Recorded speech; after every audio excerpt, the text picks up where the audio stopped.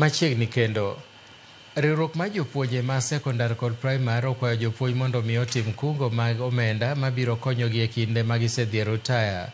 Jotend jopuonjgo wacho ni thoth jopuonj yudo pek bang' bolo kalam ka gionge yore mag yuto ma pile ka pile. Jombetre e sekta mar somo bende okwa mondo mi jopuonj tiegruok malong'o kaka ginyalo dak e kinde ma ok ginie tich. Riwruok jopuonj NATCO machielo bende okwedo dwaro mar jopuonj junior school madwaro ni mondo gichung' kar kendgi.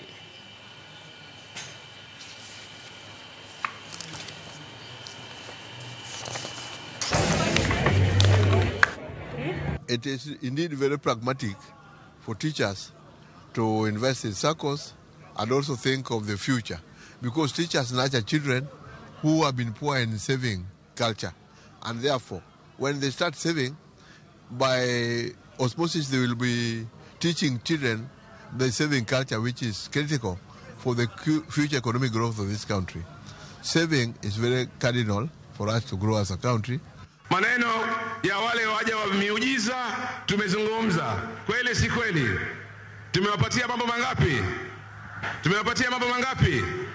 We are saying hatutaki siasa na watuheshimu. Hawawezi, they move to senior schools. We had Kenya Junior Secondary examination, true or false. We had O-level exams, true or false. Form 4 and Form 5 higher education exams. They were all under one principle of institution. The issue of autonomy does not exist here or there.